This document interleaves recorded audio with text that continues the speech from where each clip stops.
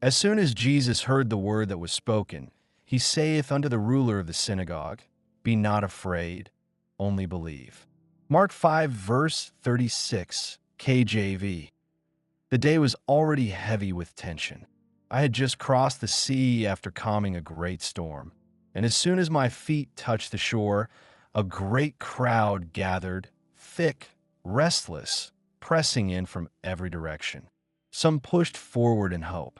Others watched in doubt. Children climbed onto stones to see, and scribes lingered at the edges, waiting, watching. They were a sea of need, a mass of voices and stories, all reaching for help, all asking heaven to break into their lives. And through that crowd came Jairus. Jairus was a ruler of the synagogue, known, respected, a man of standing in his community. But in that moment, none of it mattered. His face carried the strain of a father fighting for the last breath of his child. He didn't approach me with ceremony. He fell at my feet. His voice shook as he pleaded for his little daughter, his only child, lying at the edge of death. The crowd fell into a hush. A leader kneeling was not something they saw every day. Together we began the urgent walk toward his home. The crowd followed, tightly pressed, every moment feeling fragile, every step heavy with fear and hope intertwining.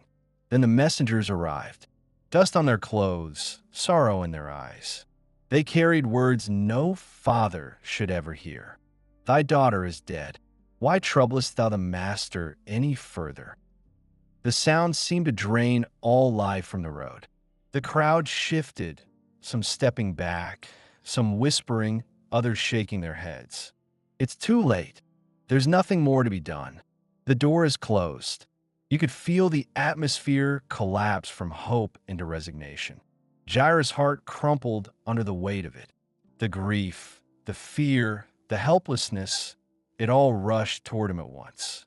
And I stepped between him and that wave of despair. Before fear could take root, before sorrow could swallow his last strength, I turned to him and spoke words meant to cut through every shadow. Be not afraid, only believe. I wasn't asking him to deny the pain. I wasn't asking him to pretend the words didn't hurt.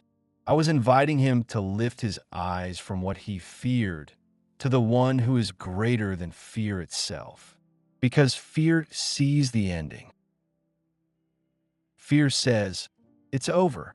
Faith says, I am with you. Fear looks at the impossibility. Faith looks at the God who holds life in his hands. In that moment, I taught Jairus, and I teach you now, that faith isn't blind to reality. It simply refuses to believe that reality has the final word. So when the news breaks your heart, when the path you hoped for collapses, when the world tells you it's finished, hear my voice again. Be not afraid, only believe. For nothing is ever beyond my reach. Nothing is ever too late in the hands of the living God. If this word encouraged your heart today, subscribe to Jesus Daily Verse for a new Bible verse and teaching every day.